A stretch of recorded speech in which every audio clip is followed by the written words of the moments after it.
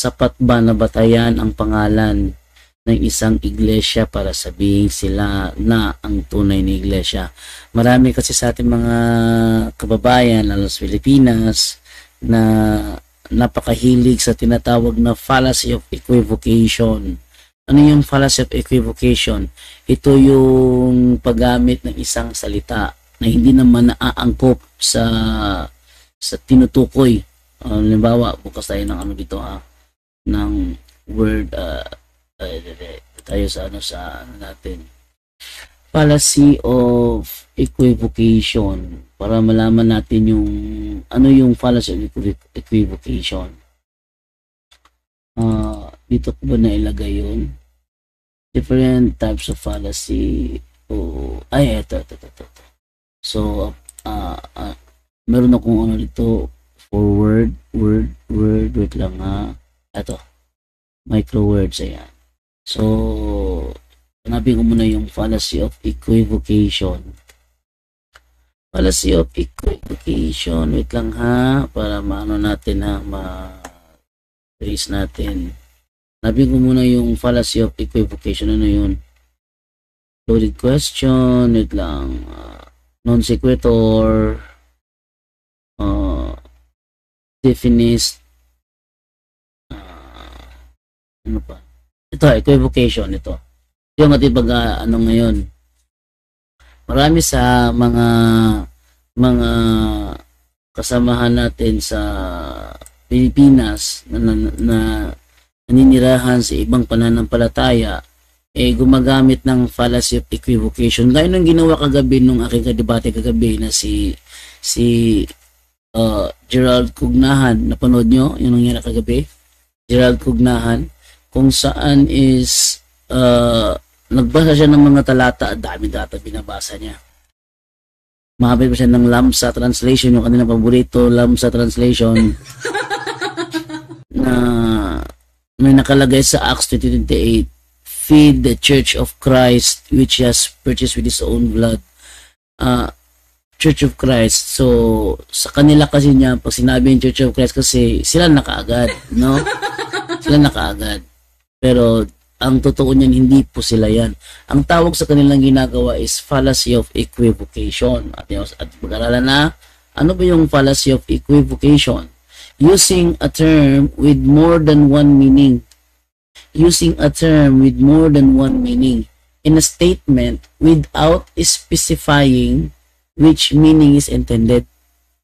Makabasa lang yan ng term Iglesia ni Cristo o Church of Christ, ipinapalagay nilang sila na kaagad na hindi naman talaga ikinaklaro kung sila ba talaga ang tunay na tinutukoy o hindi.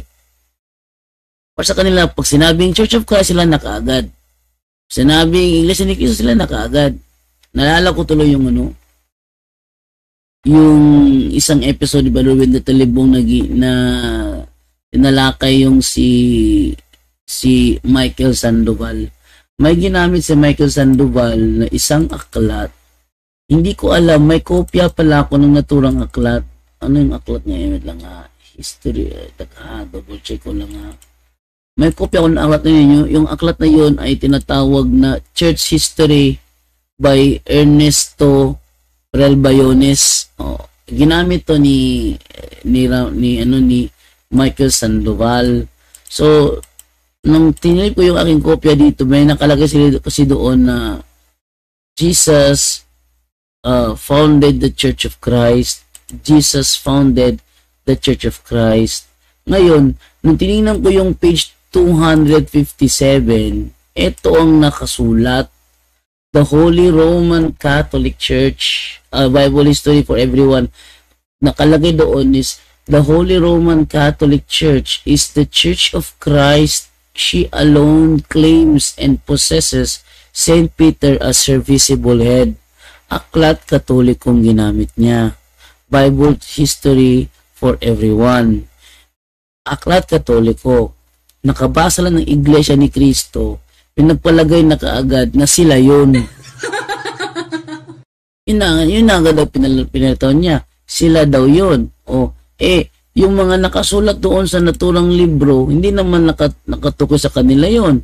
O ito. Meron po dito, wait lang. O, yun na nga. O sa page 158, itong nakasulat, the Roman Catholic priest alone can show his mission from God himself. He alone is commissioned by the Pope, the lawful successor of St. Peter, the Vicar of Christ on earth. O, ayun, meron pa dito. The Roman Catholic Church alone has from Christ the commission to preach the gospel and teach all nations. Yan. 259. Jesus Christ came on earth and founded this church to lead men of goodwill to heaven. This the Roman Catholic Church has ever continued to do. Tapos kapag ginamit ni Michael Sandoval, nililitaw niya nga, eto, sinasabi na mismo Aklat Katoliko, Iglesia ni Cristo, ang tinatag ni Cristo. Paano ngayon yan? Ang tutukoy pala ng naturang libro pala, the Holy Roman Catholic Church is the Church of Christ. Yan ang ginagawa ni Michael Sandoval. Ang ginagawa niya, ay tinatawag na fallacy of equivocation.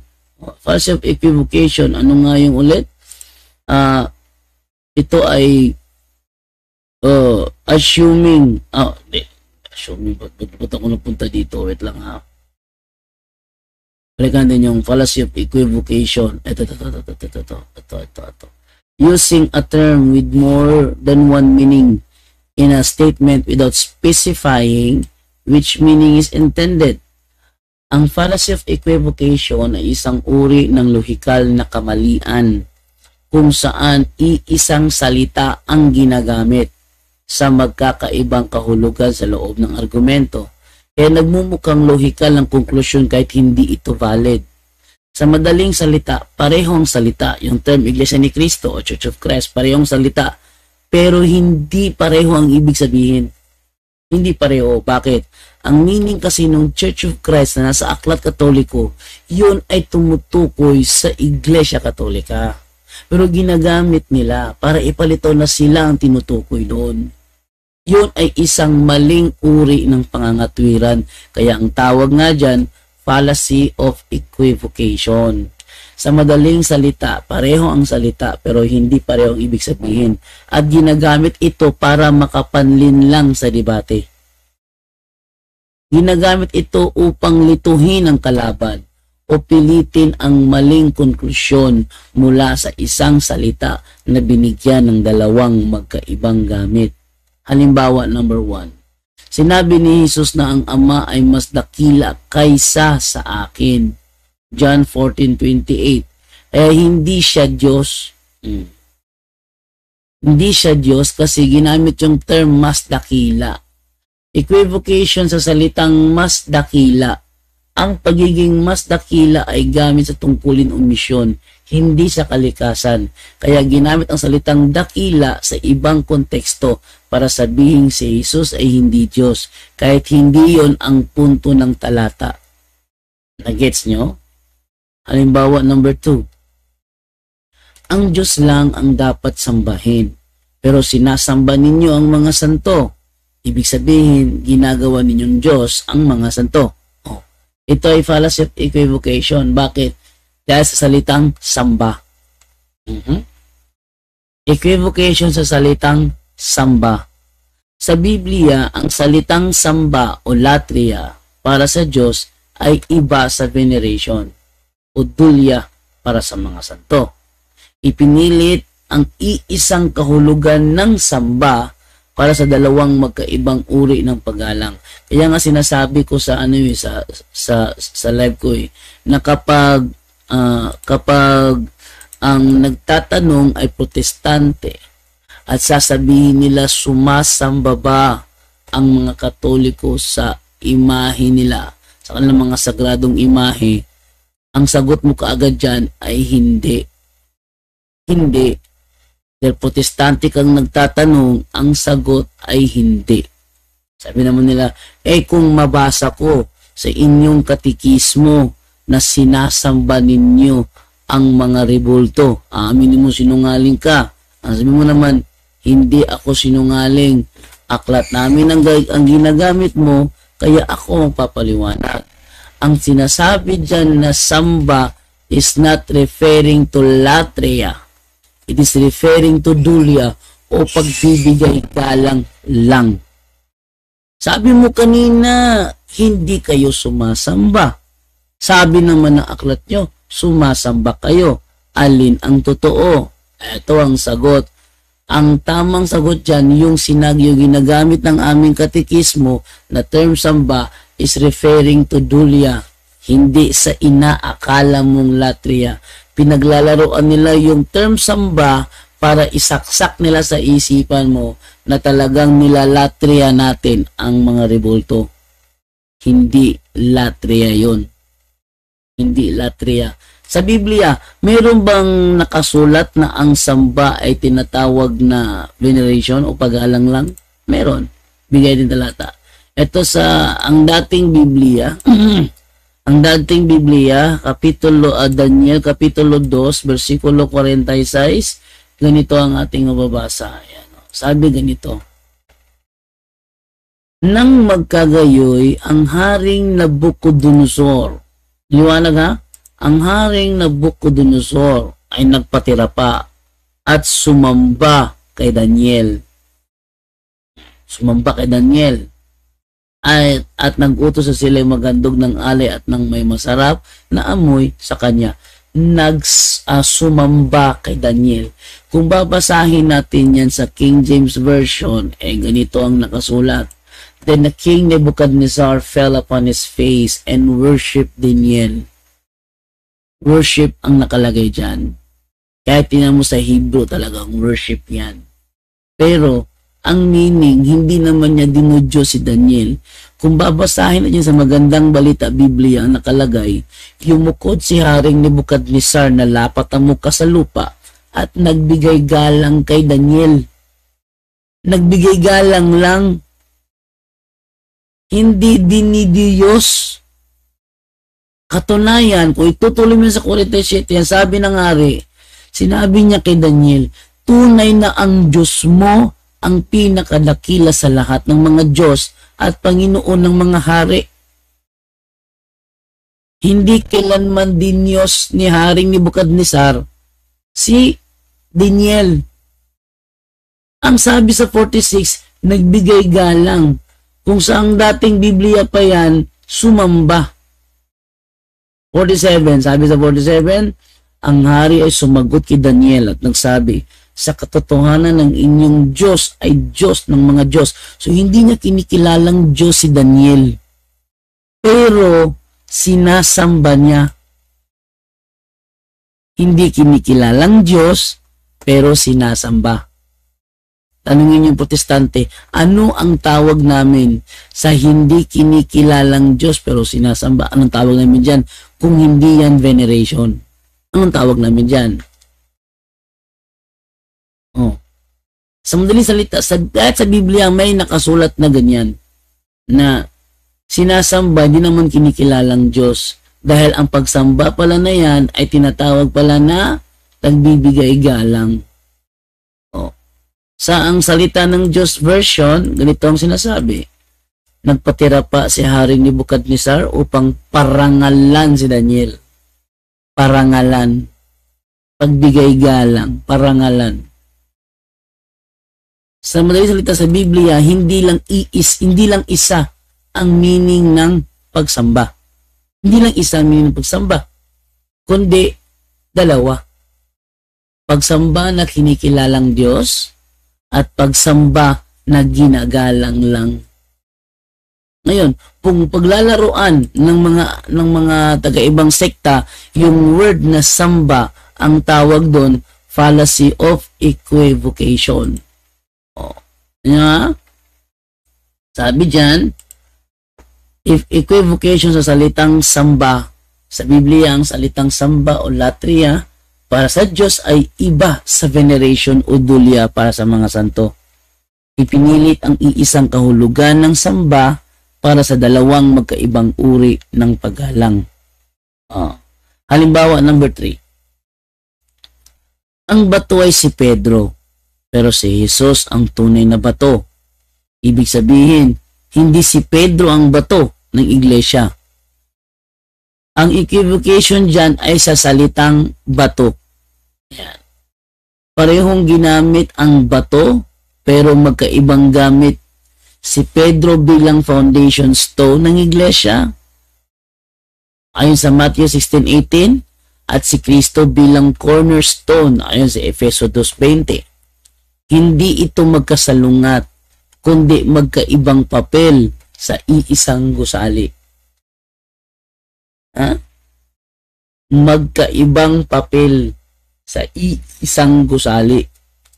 Ang tanong, sino ang batong tinutukoy?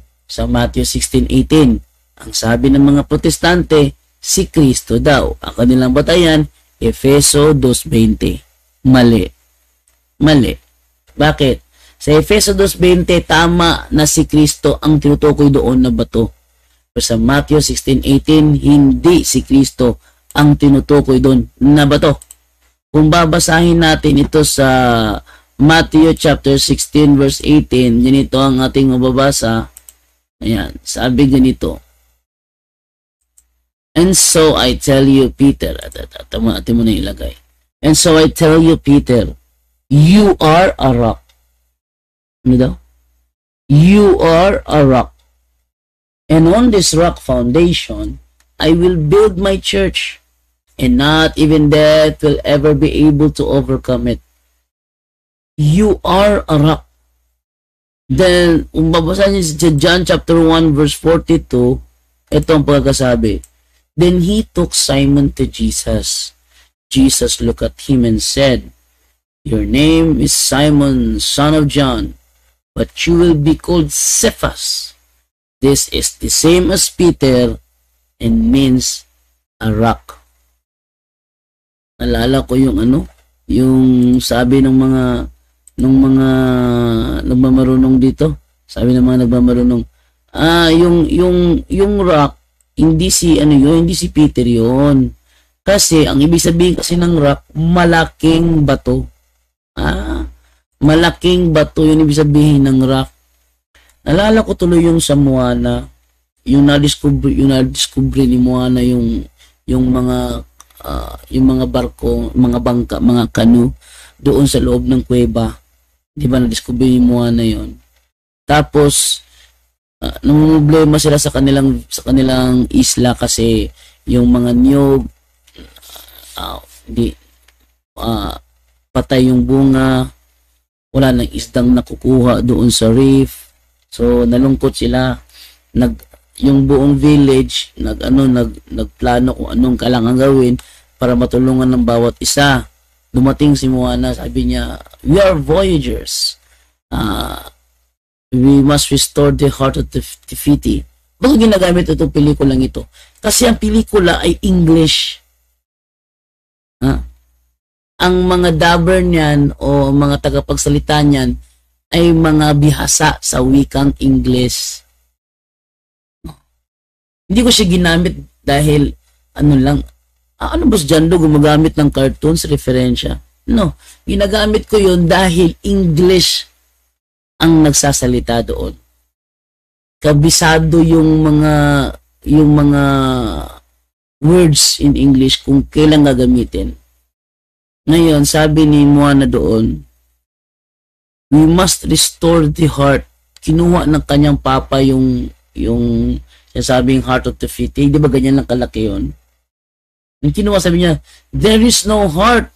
This is just only a rock. Tapos tinapon ng malayo. Di ba?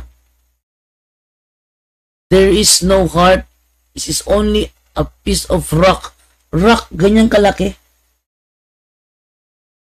Hindi ba hawak ni Moana yung the heart of the Fiti? O, i-review nyo yung video.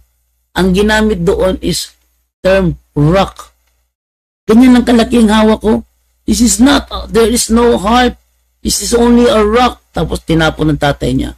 Ganyan lang kalaki. Tinawag na rock. Sa madaling salita, hindi lang pala sa malalaking bato ina-apply ang term na rock. Kundi kahit sa ganoon lang kalaki, pwede gamitin ang term na rock. Eh yung mga Pilipino, makabasa lang ng dictionary, nagmamarunong mas magaling pa sa mga Amerikano. Eh alam ng mga Amerikano when gagamitin yung term na rock, when gagamitin yung term na stone. Pag sinabi bang stone, ibig sabihin maliit. Eh paano yan? Si Kristo, chief cornerstone. O maliit ba yun?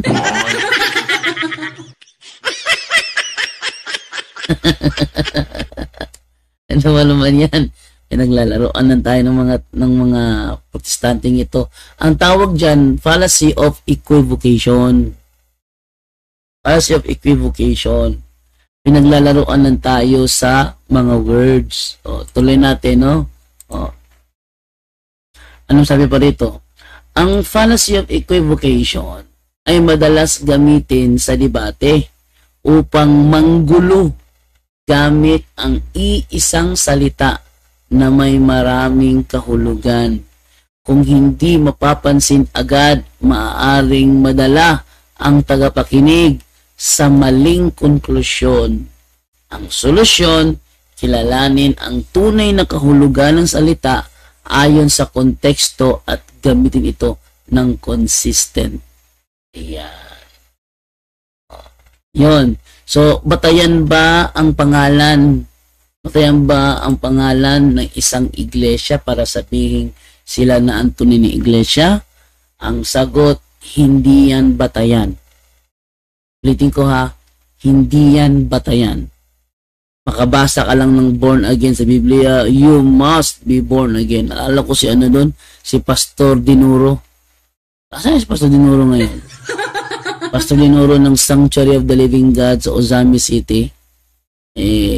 Tuwing pananghalian, dinadala ako ni Landot doon, ni King Umamos para mananghalian. Tapos, dahil ako pinapupunta, ako pinahuhugas ng plato. Jando, ikaw muna mahugas ng plato dyan ha. Japs, ano yun? Ano po yun? Sabi ni Pastor Dinoro, Japs, ikaw muna mahugas ng plato. Ang aking palayaw kasi is Japs. Yun ang palayaw ko. Japs. Ang tawag sa akin ng mama ko, Ga. Ano yung Ga? Palangga yun. Ga. Yung pag tinawag ko ng mama ko, tawag niya sa akin, alam mo Ga? Sabi naman ng Auntie Ili ko, Auntie Ili, Elisa Kagaanan. Sabi ni Auntie Ili, laki na yan, tawagin mo pang Ga. Laki na ni Jando, tawagin mo pang Ga. Ano yung Ga? Ilaga.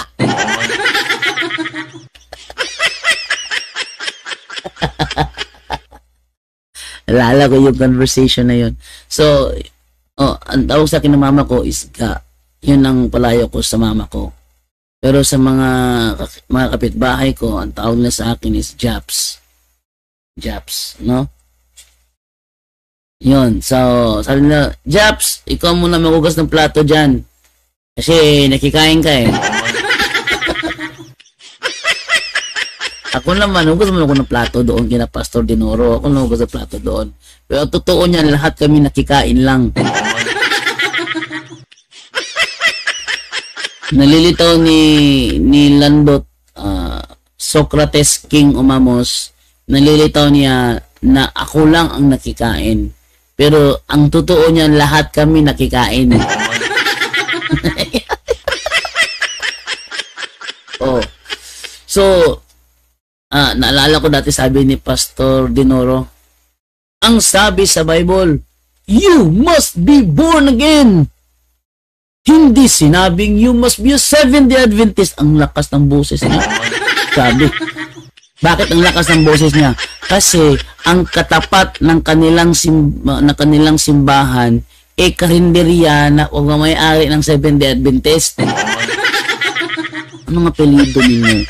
Nakalimutan ko doon nagtrabaho din ako doon bilang tagapaghugas ng plato eh. Hindi ko talaga mahugas ng plato, ano? Tagapaghugas ng plato, doon ako. Pero libre yung kain ko doon sa karinderya. Masarap magluto si Xiong Xiong. Nasaan na kay Songsyong ngayon? Magaling mo to si Songsyong.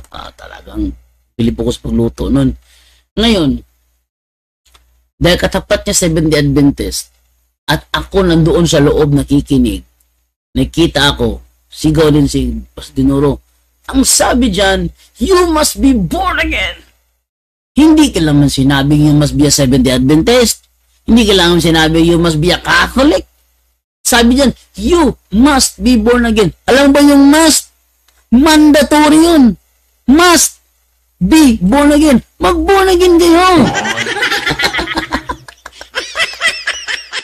Yon, fallacy of equivocation pa rin yon. Bakit? Ang born again na tinutukoy sa naturang talata, ang tunay na nakasulat dyan is born from above. Born from above. Yung born again na yun is referring sa born from above. Ibig sabihin, muli kang magbabago ka ng buhay ba? Magbago ka ng buhay. Hindi kailangang lumipat sa born again na denominasyon para sabihin ikaw ay na born again. Naala ko tuloy yung yung mga kasamahan nila doon, iyakan na. Doon si yung Baldado. Sabi naman ni Calvo, sabi ni Pastor Dinoro, may nakita ako, puting panyong dumapo. Kung sino man ang dinapuan sa inyo ng puting panyo, magtindig na at magsalita. Aba, tumayo si Calvo. Pagtayo ni Calvo, sabi ni Calvo, Pastor, ako dinapuan. Ha? Yung Calvong yun, insultador yun eh. Hindi ko lang naitanong ang pangalan nun eh. Kasi kung natanong ko pangalan nun, ibubulgar ko pati pangalan nun. Kasi yung Calvong yun, insultador yun. At bolero. Sa iba naman niya, sino ba sa inyo nakapag-isip? Mga kapatid. Kabisado ko yun kasi nandun ako sa kanilang simbahan eh. Bisita kasi ako kasi nakikikain ako dun eh. Wala akong pagkain eh, no? Kasi layas ako noon. Nung ako'y nag-SDA, ako'y lumayas kasi hindi ako matanggap ng mga magulang ko na ako nag-SDA. So, ako lumayas. Kaso, walang pagkain sa SDA. Nandun ako born again.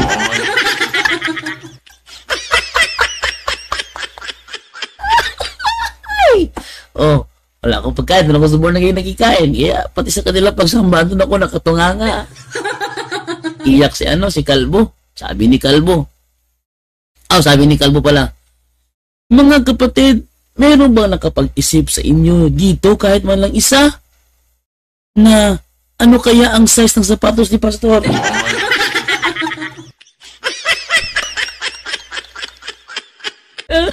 Ano kaya ang size ng sapatos ni Pastor? Para bilhan ko. Pastor Dinoro. Hindi ko makalimutan yung pangalan. Pastor Dinoro. Kasi tumakbo rin niya na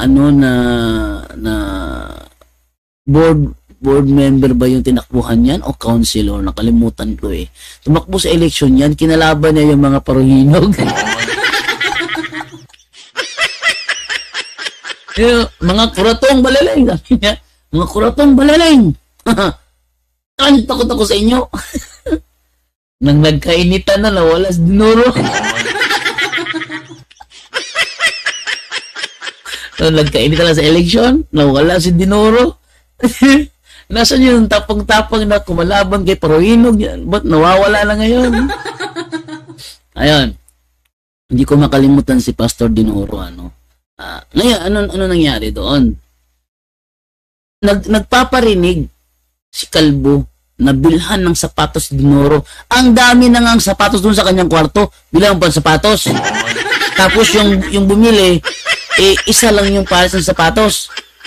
Tapos yung kanyang bibilhan, ang dami yung pares ng sapatos nandun sa kanyang kwarto. Ba't ko alam yun? Naging tagalinis ako doon eh. Naging ako tagalinis doon sa kanyang kwarto. Kaya alam ko, alam mo? So, doon ko ano yung kanilang estilo doon. Iyak-iyak pa sila. Tapos sabi ni Dinoro, mga kapatid, lahat kayo ay hinawakan ng Holy Spirit. Sabi ni Dinoro yan, di ko sabi yan na Pero, sa lahat sa inyo dito, si Jobs lang ang nakangiti. Ako lang daw nakangiti kasi natatawa ko sa kanilang mga muka, iyak-iyakan sila, lahat namang sinasadya. Lahat namang sinasadya eh. Yung iba na apektuhan eh, iyak-iyak na dyan. Tapos si Jobs nakangiti lang. Sino ba hindi matatawa? Alam naman din sinasadya yung pag-iyak-iyak nila. Oh. Diba? Yung katabi ko nga, umiyak lang, walang dahilan eh. Para bang artista, alam yung artista, yun ang pinakamahirap na trabaho yung pagiging artista. Bakit? Pag-iiyakin ka ng direktor, wala namang kang problema. Wala namang sapat na dahilan para umiyak ka. Ba't ka pa iiyakin? Diba? Hindi ikaw naman, iiyak ka nang wala sapat na dahilan. Sabi lang ni direktor, iyak, di iyak. O, diba? Ganun din sila. Yung katabi ko umiyak, walang dahilan. Naiyakan sa loob ng simbahan. Iyakan sila, iyakan. Tapos ako nakangiti, inapansin ako Dinoro. Sabi ni Pastor Dinoro, lahat umiiyak. Si Jobs lang ang nakangiti.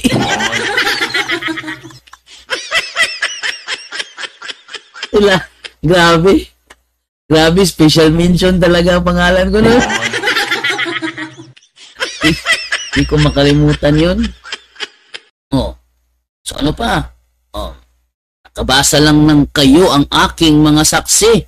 Aba, sabi agad ng mga saksi ni Jehovah, oh, kami yan. Pwede yun. Nakabasa lang ng ano, tinatawag na Kristiyano, yun namang ano, yung Christian Alliance doon, kami yan. Nakapasa na Iglesia ni Cristo, kami yan. Naalala ko sa debate ni Brother Darwin. Sabi ni Brother Darwin, kayo ba ang sinasabing Iglesia ni Cristo sa aklat na sa Biblia ito? Sabi ng mga INC, kami yan. Ang lakas ng sigaw nila, kami yan. Nung binasa na yung kanilang pasugo, hindi pala sila ang tinutukoy na Church of Christ in the first century. Tapos sabi nung mga ayon sinagsigawan sa debate ni Brother Darwin at ni Ramel Parba, kami yan! Amo? Hindi, naloko ng mga ministro. Sila daw yun. Kaya hindi sapat na sabihin natin na pag yung pangalan ng iglesia mo nasa Biblia, tunay na iglesia na kayo. Sabi dito ni Ayan, maayong buntag, Bro JD. Ayan, sabi naman ni Marvin Gulani, magandang umaga, Bro JD. Ang sulpot, artistahin talaga. Hindi na makapagtataka yun. Hindi nakapagtataka yun. Ganun talaga sila eh. Diba? Hindi na nakapagtataka yun. Ito yung first episode ko sa alas 6 ng umaga. Sisikapin ko na aaraw-arawin ito every 6 in the morning para may turo ako sa inyo na mahalaga, no? Pagkatapos nito, lipat naman ako sa Bisaya. Sa Bisaya naman ako sa Facebook ko. Dialogos Pagtuo. Yan. So, ito yung aking topic sa umaga ito. Bukas ng umaga, tuloy-tuloy lang tayo, no? Mas maganda kasi na iisa-isa rin yung mga tanong bago tayo kasi pag sinasabay-sabay rin yung mga katanungan na nasa CFD manual natin is wala tayong makukuha doon, kaya mas mabuti bawat tanong, bawat episode. Bawat tanong na sa CFD manual, isang episode yan.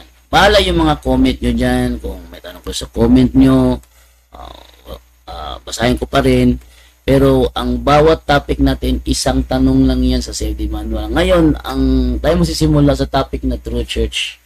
Ito ay unang tanong sa topic na True Church. Yung ibang tanong the next day na yun. Para ma-expound natin ng bawat sagot sa bawat tanong. Sabi dito ni Richie Sinoro. Well, kung magkalapit di Dinoro, magkalapit di Dinoro. Richie Sinoro. Good morning po bro, Jando at sa lahat ng taga-subaybay. Mapagpalang oras sa ating lahat. Pro Deo et Ecclesia. Viva Iglesia Katolika Apostolica Romana. Amen. Oh yeah. Thank you po, thank you. Sabi naman ni Ayan, pareho na gabi bro. Mali-mali ang geography, grammar and history ni INCO. Buti na lang meron tayong chat GPT yung ginagamit. Sabihin ba naman niya, mang-mang daw yung ating source. Mang-mang daw yung ating source. Hiningan ko siya, screenshot. Bigyan mo ko screenshot. Alam mo, hindi siya nagbigay. Ang sabi lang niya, ay bawal ibigay bro. Kasi duda ko kasi, quotation lang yan sa pasugo nyo eh. Quotation lang yan eh. Bigay mo yung buong page bro. Screenshot mo yung buong page, send mo sa akin, basahin lang yung kabuuan. Kasi duda ko, quotation lang yan sa inyong pasugo eh. Ayaw niyang ibigay kasi bawal daw ibigay. Alams na. Alams na. Sabi naman ni Marvin Golani, bro, JD, meron akong kausap na lumad. Ang paniniwala nila ay tinatawag na reincarnation. Totoo ba yun? Hindi totoo ang reincarnation. Kasi kung totoo ang reincarnation, ba tayo dumami? Mamuti ng ng mga ilang bilyon. Tandaan mo ha. Unang tao si Adan. Sumunod si Eva. Nagkaroon ng anak si Abel tsaka si Cain. Namatay si Cain. Namatay si Cain na. Naawa na ko kay Soriano no. Namatay si Abel. Namatay si Abel. Na-reincarnate ba si Abel? Na-reincarnate. Kung na-reincarnate siya, ba't ang daming anak na dumagdag?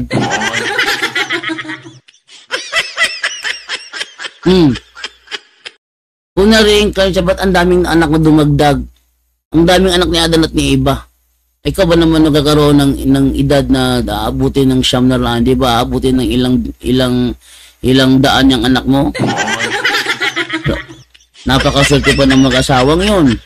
Bakit? Sila lang yung mag-asawa na walang biyenan. Yan, napakaswerte ng mag-asawang yun. Si Adan at si Eva, kalain mo, walang trabaho.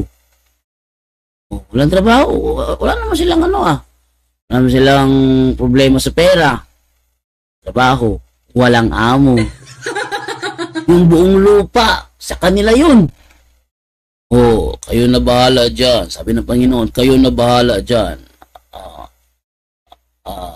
Asikasuhin nyo yung lupang ibinigay ko sa inyo. Binigyan ko sa maraming hayop. Kasama doon yung leon, kalayan nyo. Napakaswerte, pwede ba naman leon? Maamo sa kanila? Oh, leon, tigre, ano pa? Yung mga mababangis na hayop ngayon sa kanila, maamo lang yun. Oh, kayo na bahala dyan. Kayo na bahala. Wala kayong amo. Walang magsusweldo sa inyo, walang mag-uutos sa inyo ng kailangan ito, yung kailangan mong itoka ngayong araw na ito, walang ganyan. Napakaswerte na mag-asawang yun. Kung totoo ang reincarnation, bakit ang dami ng anak nila? Iisa lang ang namatay, si Abel lang. O, di ba? Hindi totoo yung reincarnation. Totoo yun. Oh. Ano pa yung niwala ng mga Koreano sa reincarnation? Meron kasi napanood kasi yung TV series na na yung Hotel de Luna. Alala niyo Hotel de Luna? Ikaw talaga dyan, wala ka sumanood ng TV. Siyempre, na-enjoy ako sa movies eh. Kagabi pala, nakapanood ako kagabi na pelikula. Bagong pelikula na panood ko kagabi. Ano yun? Final Destination Bloodline? Takot ako doon. Grabe.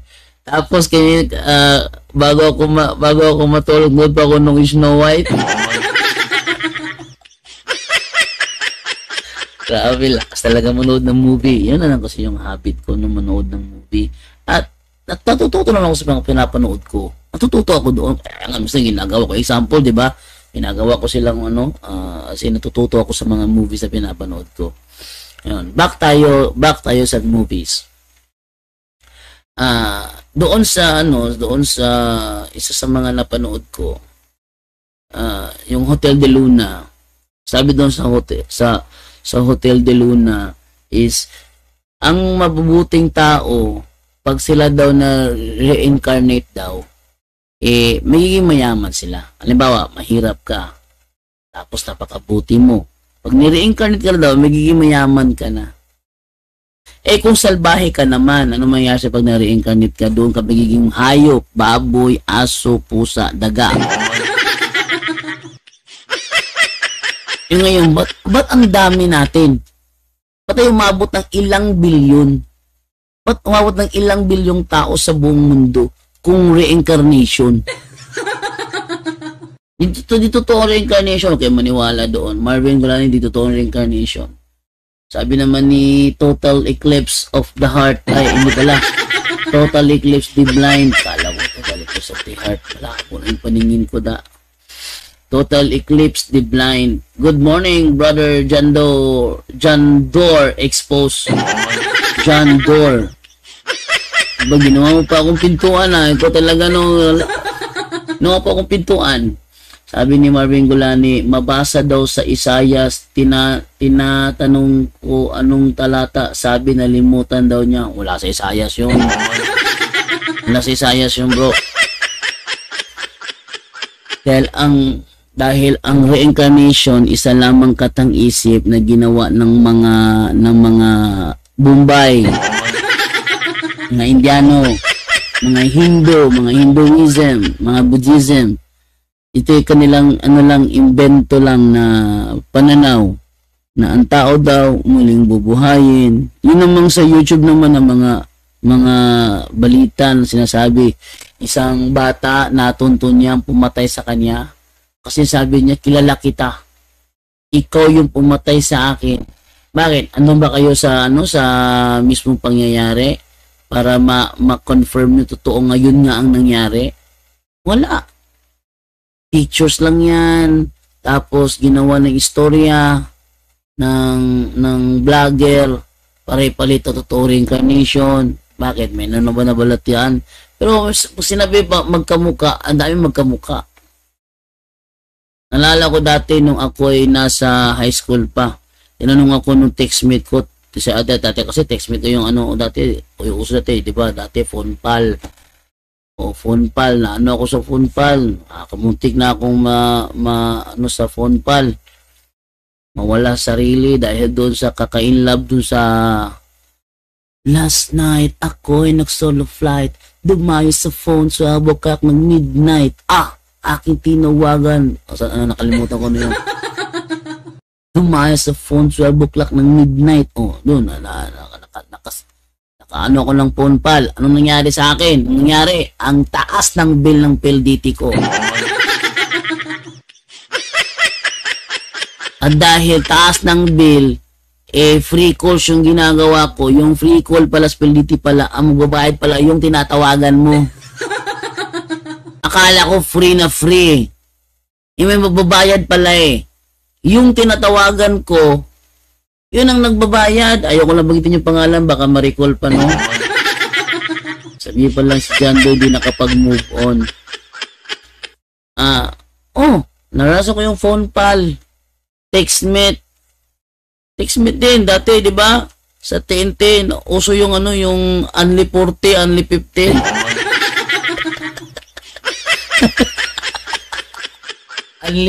Isang linggo yata, isang linggo isang buwan, only 40, only 50. Na only call, only text. Sa TNT yon. Dami. Sa radio station, kukunin mo, sasabihin ng DJ yung pangalan niya, yung kanyang number. O sa mga gustong mag-greetings dyan, pwede kayong mag-text sa ating text line 09. Ikaw naman, text mo, hi, good morning DJ. Pwede ba na hanapan mo ko ng textmate? Ako ay isang lalaki. At edad ko. Pag sino gagawin, babasahin naman yung DJ. Hello, DJ. At ako isang lalaki at ako'y naghahanap looking for the textmate. Oh, sa mga naghahanap dyan, ito yung number na naghahanap ng textmate, 09, maya-maya, ilang minuto lang, ang yung inbox ko, gabi! Sa dami nang nagtitext, hi, can you be my textmate? Can you be my textmate? Hindi ko na alam kung anong sinusasagutin ko. Ang dami nila. Ganun talaga mo. Ganun talaga yung inbox ko.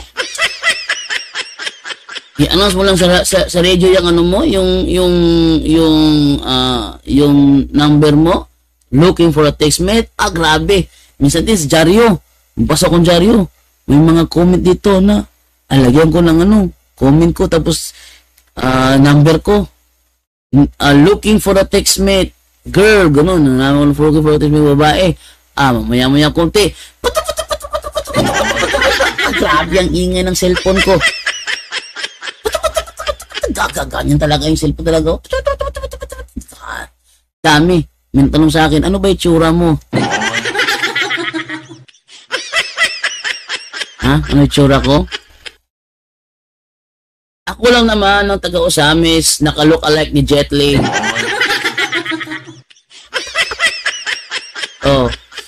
So, sabihin, sa mga ganyan na sitwasyon, talagang minsan nagagamit talaga yung mga bagay na ano yung pinag-uusapan natin? Basta yun, di ba reincarnation, yung mga ganyan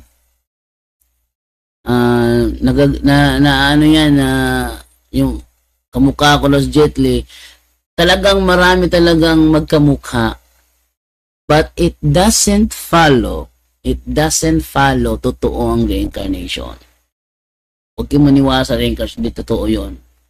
Basa mo na ako comment dito bago tayo magtapos kasi yun talaga ako pag ako ng programa, napakadaldal ko. Dito nyo lang itong papanood sa YouTube. Wala ako sa Facebook. Wala ako nag-live sa Facebook. YouTube lang ito. So, ibig sabihin, titatry ko every 6 in the morning, magla-live ako sa YouTube. Invite nyo yung mga kaibigan ninyo, makapanood. Straight to the point tayo. Pag straight to the point, punto talagang Tagalog yan. Pero kung dialogos pag to, Bisaya, yun kayo na, bahala mo diyan. Sabi dito is, Marvin Galani, mabasad, wala. Sabi ni Ayan, drop call bro, kasuway ka. Drop call? Wala. Hindi ako nagda-drop call eh.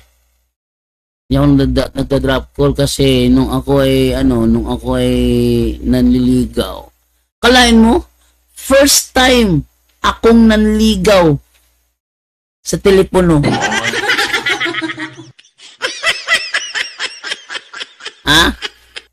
Bakit? Kasi sa harapan, nangangatog ng tuhod ko, gerap ang pinag-uusapan ko. Marvin Gulani, anong magandang Bible app bro JD? Anong magandang Bible app? Ang i-recommend ako sa inyo na Bible app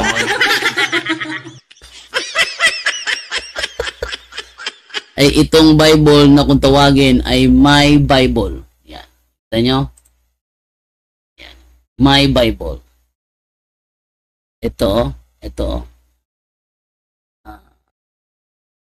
My Bible siya. Sa My Bible na ito, pag ito dindownload mo, wala siyang laman. Pero meron siyang options. Sa gilid nito may 3 dot. Parang akong mag-vlogger nito, Tapos may nakalagay na ganyan, mga options yan sila. Piliin mo lang yung option na modules. Lalabas na yan. Tapos, doon ka sa all module types sa baba. Click mo yung Bible modules. Yan. English Bible ba hanap mo? Ang daming version na pwede mong i-download. Ang daming version. Gusto mo ng Tagalog? Tagalog Bible. Tagalog. Tagalog Bible, marami rin siyang version. Pwede mo siyang i-download. Madadagdagan mo siya. Tapos, pwede ka mag-search ng word dito sa sa word. Halimbawa, palagay natin, Bisaya tong akin kahangturan. Search ko. Kahangturan, ito. Yan. Lalabas lahat ng talata na hinahanap mo. Lalabas lahat ng mga talata. Madali lang siya maghanap. Anong Bible app ang pinakamaganda? Ang i-recommend ko, My Bible app. Nasa Play Store lang ito. Sabi nung kapitbahay ko, saan ba ang location ng Play Store? Play Store ba? Play Store. Nasa cellphone lang yan. Cellphone pala kasi naganap siya. Bro, saan ba makikita yung Play Store? Yun pala. So, ang i-recommend ko na Bible app is My Bible. My Bible. Ang cover niyan is exit the application. Ang cover niyan is brown Bible na may yellow cross. Ito. Brown Bible na may yellow cross. Nakita nyo? Yan. My Bible. O nyo tinan yung mukha. Ako yung maganda na yan. My Bible. Kita nyo? Yan. My Bible. Yan ang application. Actually, bubuksan natin yan, My Bible, Tingnan natin yan. Marami akong nailagay na version. Ito yung mga version na ginagamit ko dito. May King James Version, may ano pa to? King James 1914, may King James 1611, may Douay Rhymes Bible, may The Message, may The Living Bible, yan. So, eto, ikaw na bahala kung anong Biblia dadagdag mo para dumami yung version na napapaloob sa Bible na ito. Ito ay My Bible app. My Bible ang i-search mo sa, halimbawa, ito. Tingnan na My Bible. Search natin ito. My Bible. Ito. Nakikita nyo? Naka-install siya. Yan My Bible. Yan. Yan ang yan ang maganda na Bible app na may re-recommend ako sa inyo lahat. Sana dumami yung views ko, nag-commercial ako ng apps Okay. So, saan ba yun? Saan ba? Basa pa tayo dito. Sabi dito is Total Eclipse the Blind. Sorry po, isa po akong bulag. Nagkamali lang kaya pala the blind kasi nagbulag pala siya. Okay lang yun. Ligtas ka sa kasalanan. Alam niyo ba yung yung mga bulag? Ligtas yun sa kasalanan Yan naalala ko yung yung ang dating doon. Yung bulag, ligtas sa kasalanan yun.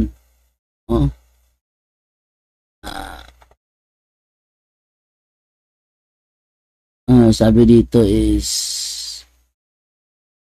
wait lang ha. Wait. Ito yata yun. Ligtas sa kasalanan ang bulag. Ito sabi dito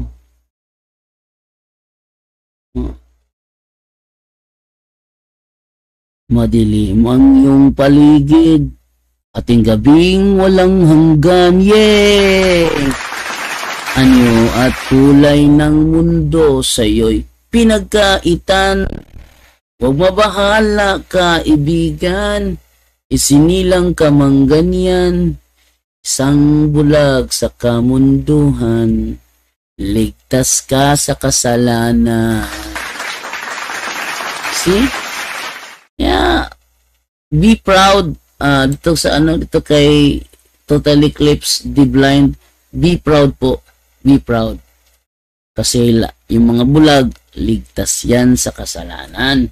Okay, sabi dito ni ni Ayan, free app ba yan, bro, or may bayad? Free app lang siya, free app, wala kang babayaran dyan. Maliban na lang doon sa mga Bible version na naka-crash na, nakaganon na, sabihin, kanila na yan binili, di mo na ba download yan.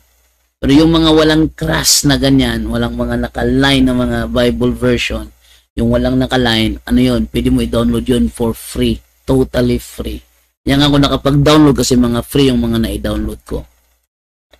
Okay, sabi naman ni Marvin Wala na, yes bro JD, kita ko na download ko mamaya. Ngayon mo na i-download. Mamaya, tanong pa mamaya eh. Sabi ni Inog, bro, saan nababasa sa Bible yung Veronica wipes the face of Jesus? Tanongin natin sa ChatGPT. Saan nababasa sa Bible? Dati mo nang ano yun na itanong nyo. Wait lang. Atin mo na copy ko muna yun. Saan mababasa? Ayan. Sa Bible yung Veronica, tanongin natin si ChatGPT, wipes the face of Jesus. Ang insidenteng, ito, mas maganda tayo pakita to, no? ChatGPT, tanongin natin si ChatGPT. Ayan. Saan nababasa sa Biblia, sa Bible yung Veronica wipes the face of Jesus? Ang sabi dito, ang insidenteng Veronica wipes the face of Jesus ay hindi mababasa sa Bible. Wala po sa alinmang ebanghelyo o aklat ng bagong tipan ang tumutukoy sa isang babae na nagngangalang Veronica na pinunasan ang mukha ni Jesus habang siya ay nagbubuhat ng krus punta sa Kalbaryo. Saan ito nagmula? Ang kwento ni Santa Veronica ay nagmula sa tradisyon ng simbahan, particular sa mga apocryphal writings at mga devotional na kasaysayan. At kalaunan ay naging bahagi ng 14 Stations of the Cross, Via Crucis o Daan ng Cross, lalo sa ika-6 na istasyon. Veronica wipes the face of Jesus. Ayon sa tradisyon, si Veronica ay isang babaeng may habag kay Jesus at pinunasan niya ang kanyang mukha gamit ng isang belo. Nasa tanggalin niya ang belo na iwan ng banal na imahe ng mukha ni Jesus sa tela. Anong aral ang dala ng istorya? Ito ay nasa Gospel of nakalimutan, ano yun eh. Alam ko yung apocryphal book na pinagkuhanan nito eh. Gospel of tanong yan kung mas ChatGPT saang apocryphal book yan? Saang meron ako na na Brother Angel yan eh. Saang apocryphal book yan mababasa? Saang apocryphal book yan?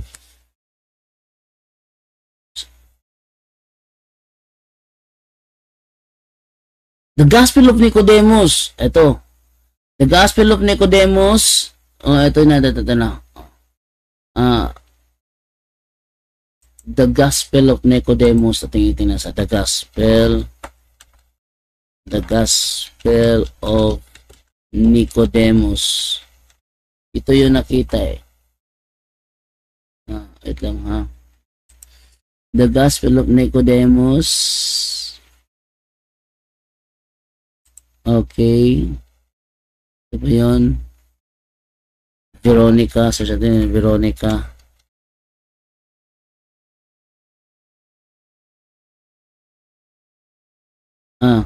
Ito. Verse 7.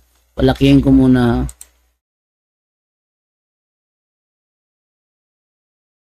Yan. Chapter 7 pala to. Chapter 7 verse 1. Ito. Pakita natin. Browser. Ayan sa The Gospel of Nicodemus, chapter 7 verse 1. And a certain woman, palakihin ko muna saglit. 200. Ayan. 7 verse 1. Ayan A certain woman named Beronice o Veronica sa Latin. Crying out from afar off said, I had an issue of blood and touched the hem of his garment, and the flowing of my blood was stayed, which I had 12 years. The Jews say, we have a law that a woman shall not come to give testimony. Siya pala yung tinutukoy din sa ano na yung babaeng humawak sa garment ni Kristo at gumaling. Si Veronica pala yun.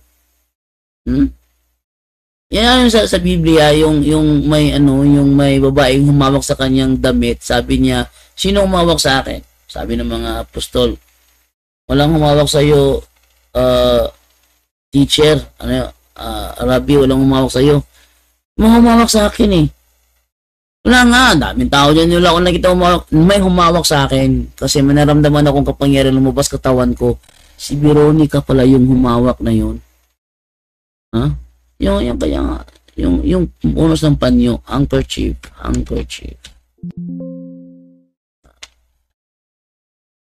Okay, wait lang, double check ko muna.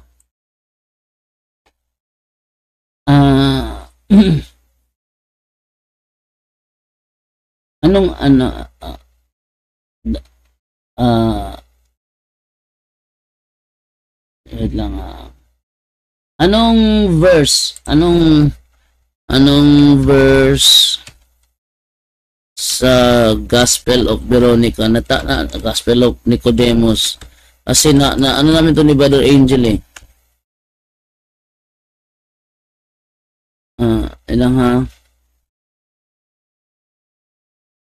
chapter 7, and a certain woman, ito nga, sa part 1, chapter 7 ng Gospel of Nicodemus, ibahagi ng isang bahay ang ngalang Veronica, lumito bilang saksi sa mga himala ni Jesus.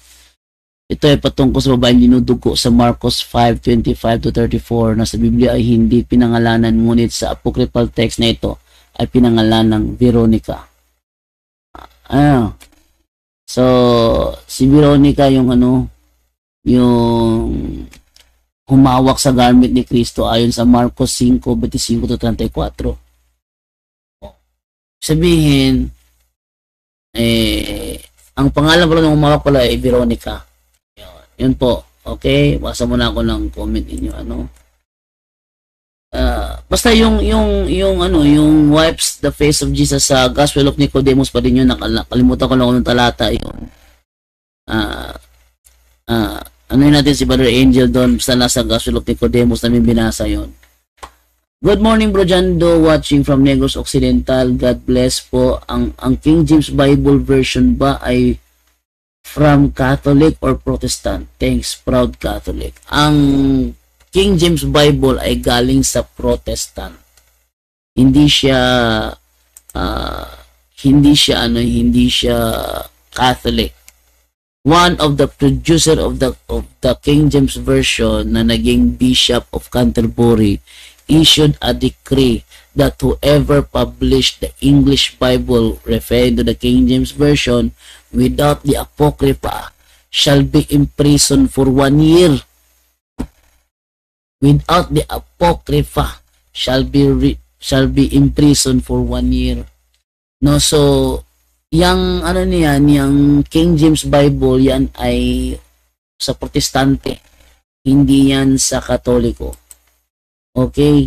So, yan po ang inyong mga comment. Nasagot ko na. Mahaba-haba na rin yung aking na topic ngayong umagang ito. Umabot tayo ng 1 hour and 8 minutes. So, sabihin, lipat naman ako doon sa Facebook para mag-live naman ako sa aking Dialogos sa Pagtuo. Dahil may topic pa ako ngayon tatalakayin sa Dialogos Pagtuo. Yun ay may kinalaman doon sa challenge ni tatay ni Jerwin Rosales.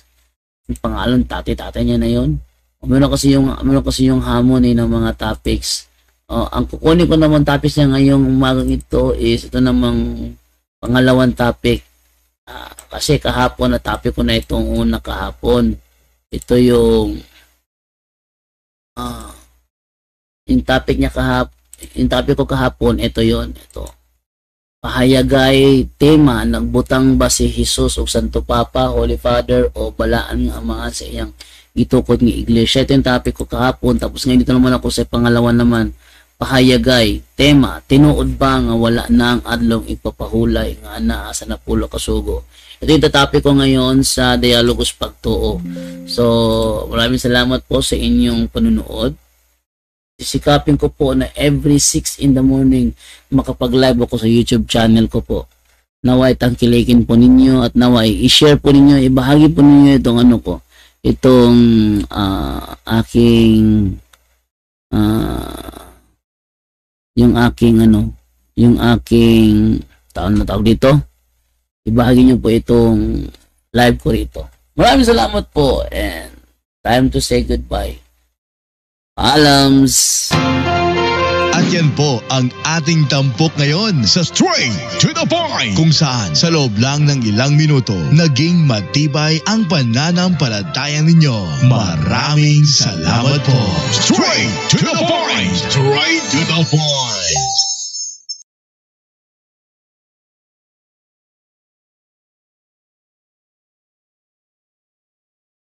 To make his message known is our responsibility. So here we are to pledge our lives to